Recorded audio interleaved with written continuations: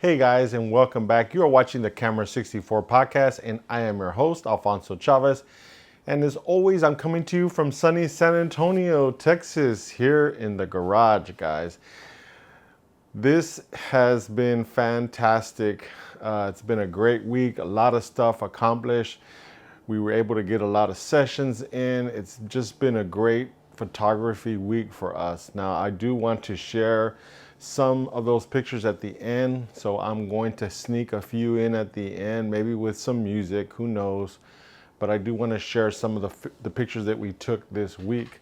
For this episode, I'm going to continue on with my series that I've been shooting about questions off of Facebook. Now, this is a Facebook group, Canon, I think it's called Canon Photographers. And you get all kinds of questions in there. Some of them are from new photographers, some are from photographers that are in that middle range, and you even get some professionals in there with some technical questions that they might be having and they're not able to answer or figure out what the solution can be. Other times they're asking stuff. Other times they just can't get their camera figured out. Then they might realize, or maybe they may need somebody else to let them know that that issue that they're having is just not fixable in their hands. They have to send it off to Canon to get looked at. That sometimes is the only solution. So yeah, we're going to take a look at some of those questions. So first, the way I'm going to do this is I'm going to read the question, and then I'm going to give my opinions and thoughts on each one of those questions. If you should have any questions that you would like to have answered here on the podcast, go ahead and send it to me. You can send it directly to my email. It's alfonso@camera64.com. Or if you want to go into the comment section below, you can also do that there. And also, while you're down below, if you like any of my videos or can appreciate what I'm trying to do here, just give us a thumbs up. If you think the videos are horrible, just give us a thumbs down and let me know why it really bites the big one, right? I have no issue with people letting me know how they feel about what I'm doing here. So the first one is like I said, it's coming from Facebook. All these questions are coming from Facebook. So here's the first one. It says, I'm trying to find a cost-friendly upgrade from a 5D Mark II. What are your thoughts on the R50? That's what I am leaning towards. Okay, so the 5D Mark II is a great camera. It's an amazing full-frame camera that I still to this day enjoy shooting. I happen to own 2 copies of that camera, and so if I decide, because I never know from week to week if I'm shooting a wedding or a quinceañera, sometimes I might pick up the R5, sometimes I might pick up the R6, other times I feel like shooting the 1D, so I never know, but that particular camera, the 5D Mark II, I do own 2 copies, so if I'm shooting one as my main, I'll use my second one as my backup camera and use my EF lenses, which I really enjoy. Now, as far as upgrading to an R50, there are going to be some advantages to using the R50. It is a mirrorless camera, and it does have the better autofocusing. Gives you that face detect, eye detect, so on and so forth. You can use your live view screen to shoot pictures with, if that's your style, you know, holding the camera out like this or so, then you're definitely gonna be able to do that on your R50. You're not gonna be able to do, well, I take that back. It's not that you're not gonna be able to do that on your 5D Mark II, because I do it all the time, but it's gonna take some muscle memory to learn how to actually position that camera correctly. And you can get to that point. It takes a lot of practice or a lot of times getting it wrong before you actually start getting it right. But once you learn that skill and you're able to do it without thinking about it, yeah, you can absolutely do it with a 5D Mark II.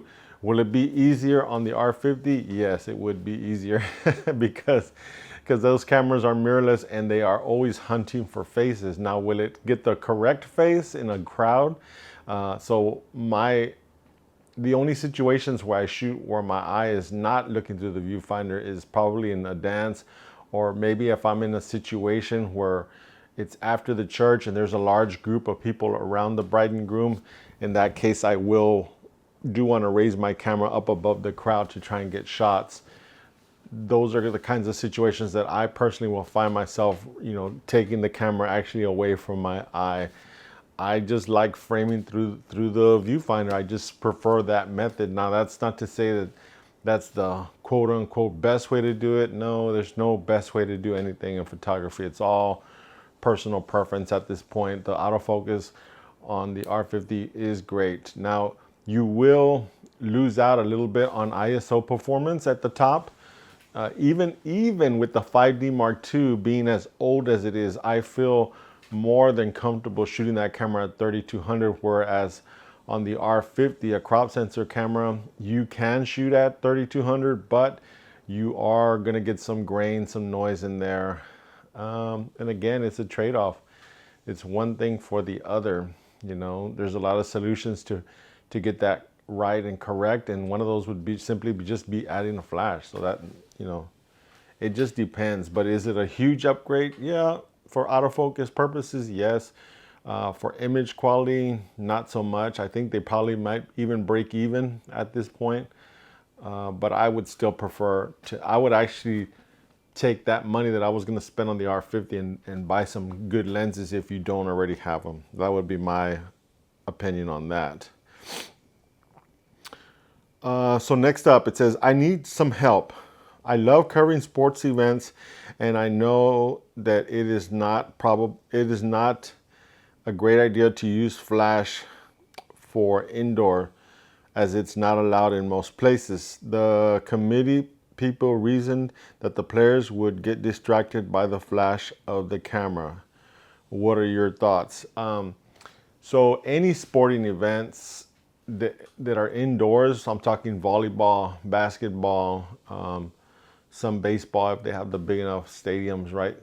It's crazy now what some of these high school kids play in.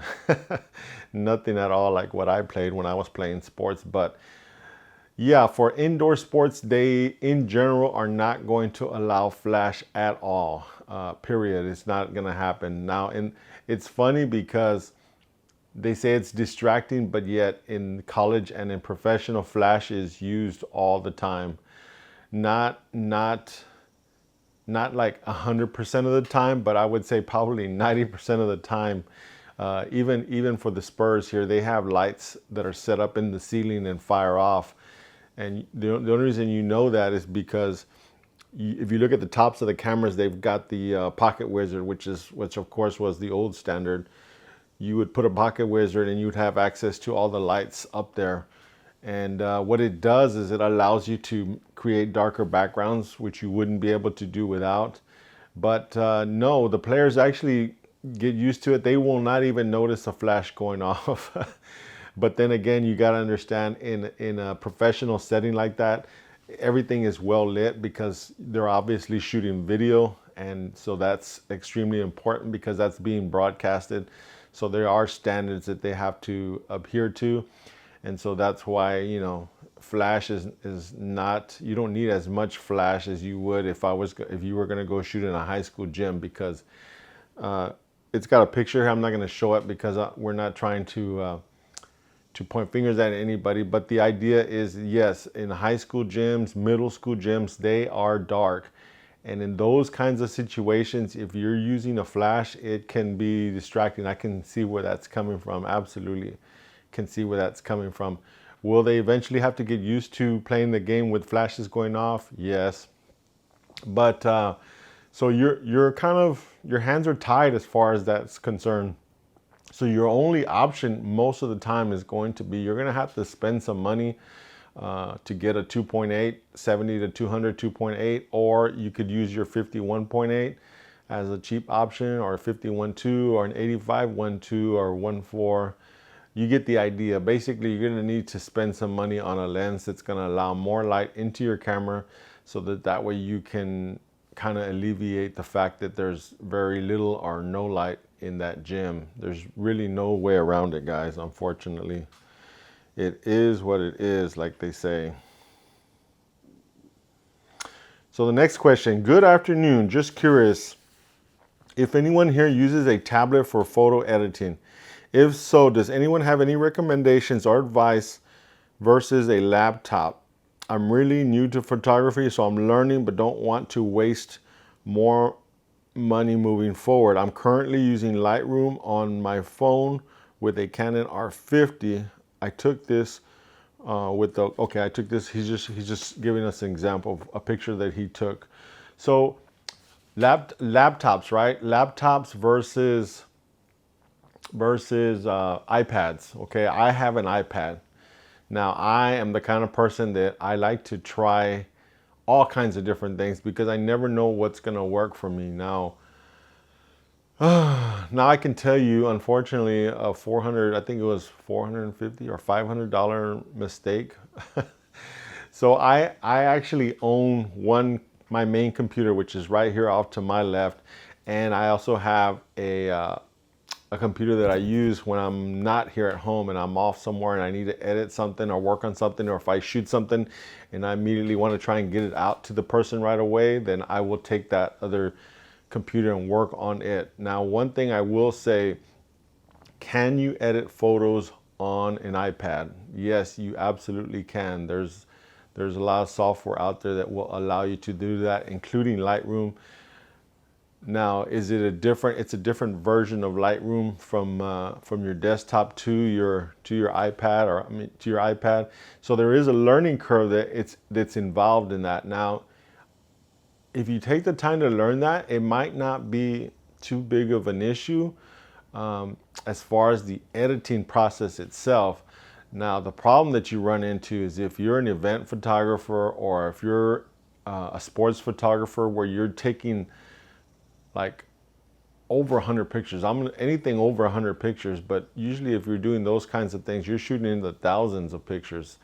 So if you put that on an iPad, it's gonna struggle a little bit, just because there's, most iPads, you're buying one that's maybe 64 gigs, maybe 150 gigs, and if you're a big spender, you might get one that's 1 gig. But I mean, it's gonna cost you a lot of money up front, first and foremost. But you have to offload your pictures to your iPad, make your edits, then you have to export off. Now it can be directly to Dropbox, it can be back to your computer. At some point you're gonna export all those pictures, and at some point you're gonna have to get those pictures after that edit off of your iPad. So you're creating another step that I think is not worth it as far as I'm concerned, because it's a time thing, right? So I have to take time. If you're offloading 1,000 pictures, and again, this depends on how many pictures you're doing. If you're doing 100 pictures, the transfer time is going to be a lot faster on a computer than it's going to be on your iPad. So if you're transferring over 100 pictures, it may not be that big of a deal. But if you're trying to transfer over 1,000 pictures, it's going to take some time.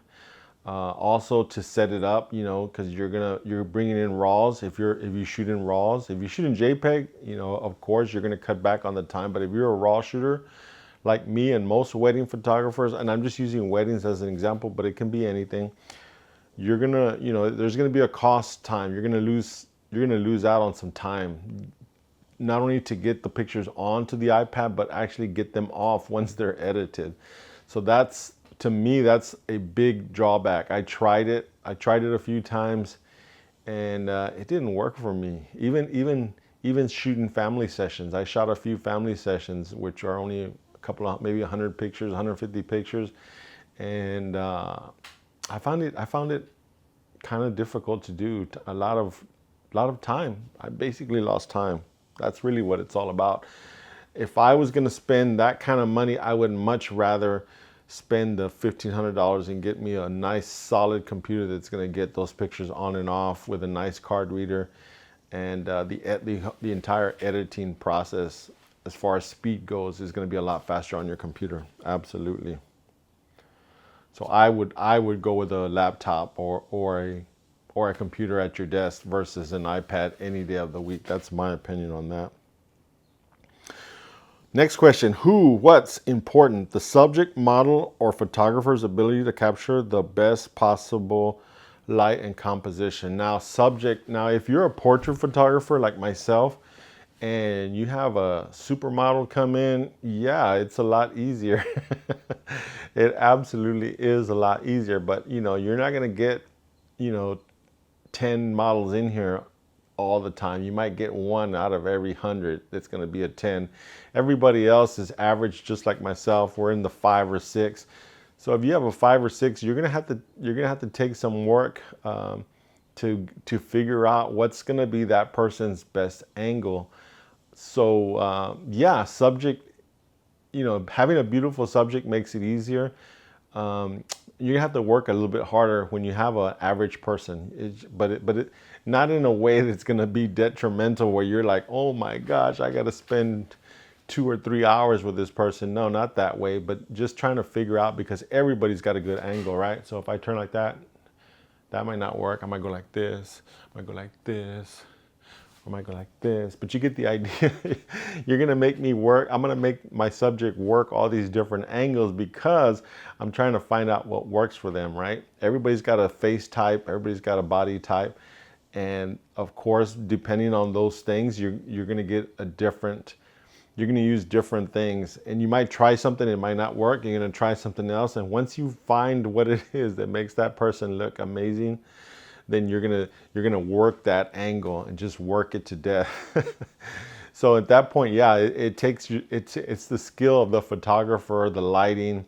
Lighting has a lot to do with it too, obviously, and posing, absolutely posing, and interaction. You gotta have good interaction. You gotta be able to make them laugh, make sure they're having fun, make sure they're enjoying, because emotions absolutely will come through on their pictures as well. So yeah, good subject, perfect 10 subject. It's easier. I'm not gonna say it's completely easy. It's easier.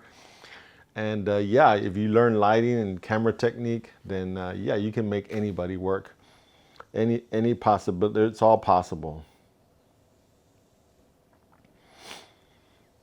Next question. What camera, backpack, or bag do y'all recommend or have, and why? I have a Thermic that I got from Goodwill, but as a big guy, it looks small on my back. I measured it and it's only 13.5 inches. I believe so. Looking for something bigger, preferably. Thanks in advance. So he's talking about a backpack. Backpacks, you do not want a huge backpack. I do own a couple of big backpacks. They're not great. I ended up buying some and selling some just because carrying that much gear on your back is a real strain. I'm getting older myself. I'm in my 50s, so strapping a couple of bodies to my backpack and with a couple of lenses and a couple of flashes, yeah, no way, no. It's not good for my back at all. So a couple of years back, I picked up a gosh, which bag is it? Let me see if I can see it here. Gosh, I forget the name of that brand. Well, I'm trying to remember what it is. I just don't know what it is off the top of my head. That just tells you I'm not really super particular about brands, and that's where I'm gonna go with this. The roller style actually worked out to be a whole lot better for me personally. Being able to load up a bag and never lifting it off the ground is, oh, it's amazing for me. It saves my back. Most of them have the little extend outs. You can extend out the little pulling mechanism and you can just pull it around, which works really well for me, especially at events. One thing I will say about bags is that if you're on a photo shoot, I would definitely recommend getting a cart so that you can put your bags in your cart so you can carry them around. It just makes it really convenient for the customer as well as yourself. And my second recommendation on bags is that always make sure that you get a bag bigger than what you think you need. So I have a couple of bags that I bought that are roller styles. The first ones I bought were kind of small, and I was like, man, these are great. But I realized that, man, I got a lot of stuff. I got a lot of cameras and a lot of gear. So after I bought those first two, I bought another two, and I bought them almost twice as much. They hold twice as much gear as my original smaller bags. And now I wish I would have just bought the big bags all the way through. because it's so much nicer. You can fit a lot more gear into those bigger bags. I think they call them, what is it, 30 liters or 40 liters, something like that. Don't quote me on that because I'm not exactly sure, but basically try and get the biggest bag that you can afford. Now they are expensive, guys. B&H has some awesome knockoff bags. So I do have two that are name brand, and I just, like I said, I cannot remember. I'm drawing blank on what those are, and then I ended up buying two that were an off brand from B&H, and oh my gosh, I really love those things. They're a lot bigger. The wheels roll a lot easier. There were some bad reviews talking about the wheels falling off, but hey, drive it till the wheels fall off. That's my opinion on that. But they've been great bags. They're huge. You can put a lot of gears. I mean, I can put my 1Ds in there. I have put two 1Ds and 4 or 5 lenses in there with some flashes. That big. It's a big bag, and I really like those big bags. It just makes it so much easier overall. So that's my opinion on bags. Oh, Think Tank. That's what it was. My first two are the Think Tank. It has the back straps, but it's a roller as well because it's supposed to be for airplane carry-on. That's what it's made for. So next question, it says, I double checked myself and my first post ever in this Canon group. It says my camera body is a mirrorless R6 II with EF adapter. Is the 50mm lens compatible with a mirrorless camera setup?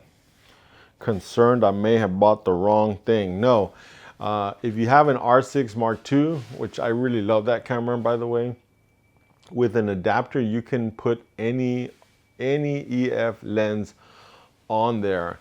And the great thing about the R6 or even the R6 II is that if by chance you're putting on an EFS lens, which is for crop sensor, the camera will automatically recognize that and crop in, which is great in the aspect that I don't have to think about it. But you gotta, if you're absolutely new and you put an EFS lens, just keep in mind that you are cropping. And on the R6, I don't know what it is for the R6 Mark II, but on the R6 you're only getting a 7 megapixel file. Now I personally do not have any issues at all with a 7 megapixel. I would be more than happy with that. But for some people, that's a big deal, right? Going from 20 megapixels down to 7 because of a crop. Some people might have an issue with that. But to answer the question, yes, your 50mm 1.8 will fit on the full frame because it's designed for a full frame, as it is a full EF lens. With no, it will be 50 with no cropping at all. So it's a 50mm, it will be 50mm when you mount it to that camera with the adapter. If you were gonna be, like I said, again, EFS, the EFS will crop in, but it's gonna be really rare. Most of the EFS lenses, you're gonna know because they're like super tiny. You'll see the difference. But in case you're ever wondering, when you're looking at the lens, there's 2 dots at the base of it where it actually mounts onto the camera. If it has a red dot, that's an EF lens. If it has a white dot, it's an EFS lens. A lot of people don't know that, but that's how you could tell the difference, easily tell the difference. So the question, yeah, it will work on there. So next question says, I am about to buy my first big camera. I have a Canon R6 right now, and I'm about to get the Canon R6 Mark II mirrorless. Am I making the right choice? I am very nervous. So yeah, that's a big jump from the T6 Rebel to the R6 Mark II. That's a fantastic upgrade. I wish I could get a little bit more information. Like on a lot of these questions, they ask these questions and they don't give you no kind of context. You don't know where they're coming from. What are they photographing? How often are they photographing? Because here's the thing, I don't mind the jump from a T6 to an R6 Mark II if you're an event photographer, wedding photographer, quinceañera, sports photographer, any of those kinds of things. But if you're just a casual on the weekend, You know, I might photograph once this month, or I might have a client once every 3 months, then your T6 is actually the best way to go because it's more cost effective, right? Why am I going to upgrade from a $250 camera to a $2,500 camera? So I'm going to spend all this, I'm going to spend an extra $2,000 for not much. I mean, not much, unless you have a client list and you're shooting pictures and making some money, then it's just not the right time, right? I would wait until I actually have clients lined up around the corner before I would spend money on an R6. I would much rather see you buy L glass. That's the other option that I always recommend to people. If you have a T6 Rebel, start buying some L glass. Buy the 24 to 105 f4, and then if you can afford it, go to the 24 to 70 2.8. Get the 70 to 200 2.8, so that way, when you do upgrade, you got the glass to match up with that new camera. Because if you upgrade to the R6 Mark II and you don't have any R lenses that are worthy of that new camera, then you're gonna get basically the same results. There's not gonna be no change at all. So you're better off just keeping the R6 until you can, kind of build up your collection, right? That would be my thoughts. I would hold off on buying it, spend the money on some glass. 2,500, you could pick up like a 70 to 200, or buy that version used and maybe get the 24 to 105 f4. That would be those two lenses would be great, and it would greatly improve your photography as well, because the new camera is not going to do that for you, by the way.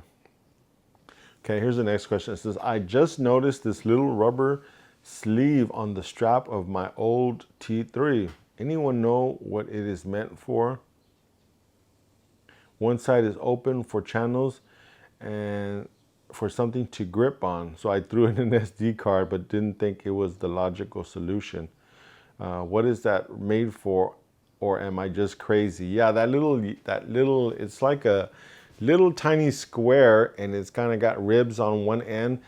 What that is for is if you have your camera set up on a tripod and you're going to do a long exposure, light can actually leak in through the viewfinder into the prism and onto the picture itself. So what you want to do is that's designed to where you're going to take from the eyepiece, you're going to take off the little rubber where you put your eye to, pull that off, and then you're going to take the strap and you're going to put that on, and it covers that. That's what that little plastic piece is for. Some people use it, other people don't, but that's what it's for. It's to block out any kind of light, so you don't get any stray or extra light into the camera to destroy it, to mess up a picture.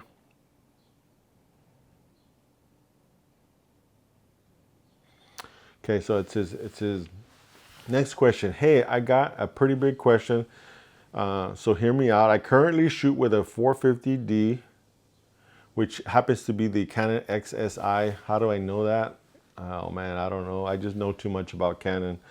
But it's a 450D, and I'm looking for an upgrade. There are 5 options, but feel free to add another. Something I want you to consider is that if I get something cheaper, I can always put the money towards an 85-1.8, for example, as I would like it. My lens currently is a 24 to 105. So for me personally, gosh. So here are the cameras she has listed that she's looking at to upgrade from the XSI. I have a good place. There's a big place in my heart for the Canon XSI because that was the very first digital camera that I ever bought. And gosh, I love that thing. 6.5 megapixels. Man, it was a good camera. And I shot the heck out of it too. I kept shooting that thing till the wheels fell off, basically. But here are the cameras she has. She's got the Canon 7D, which is a crop sensor. She's got the Canon 60D, which is another crop sensor. Then she's got a 5D Mark II, and then she's got the 70D, which is a crop sensor. So there's only one other camera that's not a crop sensor, which would be the 5D Mark II. And you know, like we just talked about, the 5D Mark II for me is a fantastic camera, and you can get it so cheaply right now, $300. My gosh, this camera was almost, gosh, it was, I think, $3,000 at its release or something like that. And then what happened is you couldn't get your hands on one because everybody wanted one. So then what happened is that prices would actually be jacked up, right? Of course, you got those people that buy cameras and then they turn around and sell it for a profit because nobody can get their hands on them. That's what happened with the 5D Mark II. But now you can get one for around 250 to 400 bucks, depending on what condition it's in. And there are so many good copies out there that look, I mean, they look almost brand new, and you can get them very inexpensively. So for me personally, from the XSI, from these 4 cameras, I would personally pick the 5D Mark II. Although, also of note from this is the 70D, which is another camera that I really like too, the 70D, because it was the first camera to have dual pixel AF focusing, which is great. It's on what's on this camera here, so I can move around. I got my little box, and it keeps me in focus, right? So the 70D would be my second choice. The 5D Mark II would be my first choice, only because it's a full frame, so it's going to be an upgrade in image quality. But the 70D would be an upgrade in autofocus through the live view. That's the caveat with the 70D. Through the viewfinder, the focusing was not great on that camera. I don't know why. Canon always said, no, it's fine, it's working fine. It never worked fine. It always shot better through the viewfinder. I mean, I'm sorry, it always shot better through the live view than the viewfinder. So if you're gonna get that camera, I would absolutely use your live view function, because it does work a whole lot better.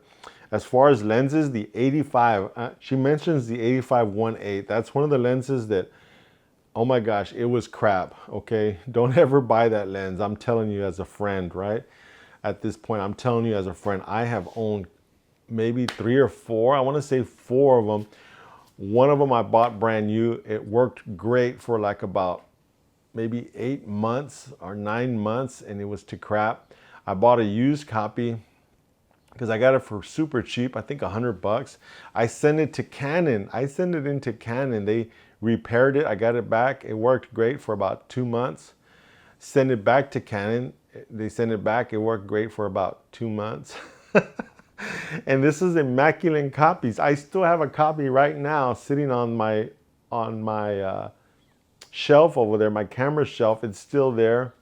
It's I mean, it is literally brand new, but it's crap. Those, I don't know what happened to the 85-1.8, but yeah, don't buy that lens, guys. Get the 1.4, get the 1.2, save up for those other lenses, because that's crap.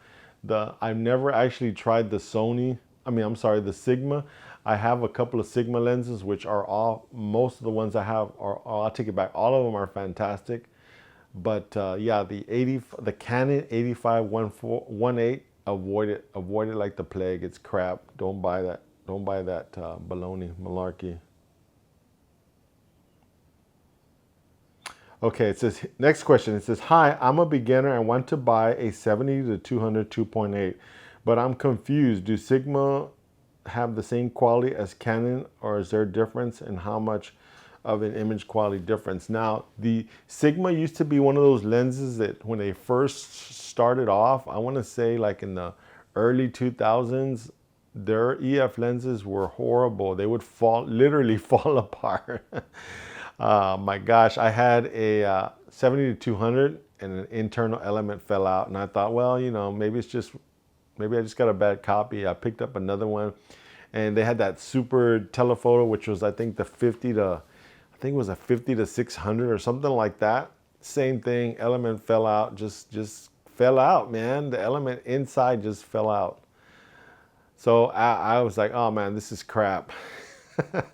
It was crap. But then when the Sigma came out with the Art Series Contemporary, and there's one other one, I'm drawing blank on it, but the current lineup of Sigma lenses are amazing, guys. In some cases, they're actually better than some of the Canon ones. Like my 35-1.4 from Sigma. Oh man, I love the images off of that thing.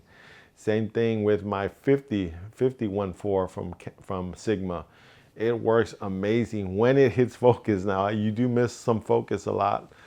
It's like you got a 50-50 chance. So if you're at a wedding and you need a picture, I usually take 4 in hopes that I'll get one of them.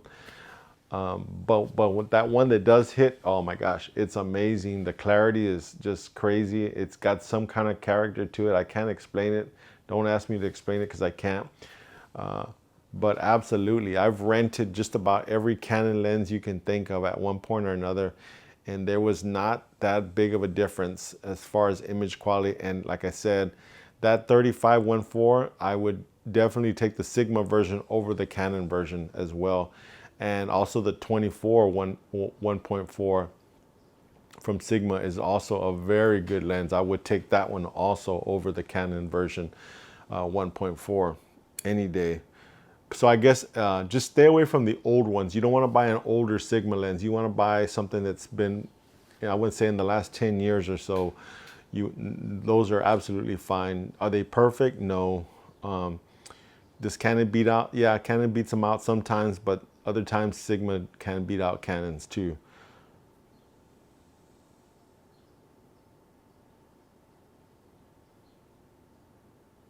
Says, so next question. I am currently using the 24-105 f4. Would it be advantageous for me to get the 85 for sharper photos? Now, 85 is great for individual or maybe 2 people, but if you're shooting family, I would stick with that 24-105. The 24-105 is one of the lenses that's always on one of my cameras. Always. I have 4 copies. I got 4 copies. I got the original, I got 2 of the second version, and I have 1 RF version. So I have 4 copies of that lens, 24-105 f4. And I use it for everything. I use it for video, I use it for family, I use it at weddings, I use it at quinceañeras, I use it at parades when I go shoot parades. It's just a good all-around lens, and f4 is, it's like a balance, right? It's not a lens that's going to give you like super shallow depth of field. It'll give you a touch of it, especially at the long end, right at the 105 end, but definitely enough that you're gonna notice it. It's definitely an upgrade from a kit lens, something, you know, something like the 18-55. So I would absolutely recommend that lens. Now the 85 is more of a niche lens, you know, it's limiting. If you like, some people can shoot an 85 all day long at a wedding. I personally cannot. I just can't do it. It's just too limiting for me. I have to step so far back, and there's situations where I need to be close, you know? And so, yeah, 85 for families, because really, I mean, think about it. If you're shooting 85, you're not gonna shoot a family at 1.8. You're just not gonna do it, okay? I mean, at 1.4 or 1.8, you're not gonna do it because, why? Because you got a group of people. They're not all on the same plane all the time. So even if you bought that lens, you're probably gonna be shooting it at maybe 2.8, and I would even recommend f4. So if you're gonna shoot at f4, you might as well have the advantage of having a zoom for that, right? But portraits, it's a little bit different. It's one person. You can sneak in 2 people at 1.8 maybe and 1.4. But yeah, no, you're not gonna use that for family. That's just my opinion. I'm sticking to it, guys. And if you're liking this video, please give us a thumbs up. I'm gonna wrap it up with that question. It's great to be back. I'm gonna continue to make videos here. We got the setup finally set up. I am super excited. I'm beyond the moon to actually have this all set up. My AC's installed finally. Got the walls insulated, so we are good to go here in the garage. As you know, I used to sweat through my videos here. So no more sweat, guys. I actually can go and no sweat.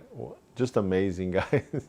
But if you're liking the video, please, I'm asking you to give me a thumbs up. If you want to answer some have some questions answered by us, drop them below. Just go down there and just write a question. Or you can just say, hey Al, how you doing? Or hey Al, you know, that was a dumb video. Let me know. Let me know what you think. But till next time, guys, you take care. This has been Alfonso Chavez for Camera64. and we'll see you out there shooting. Take care. Bye-bye.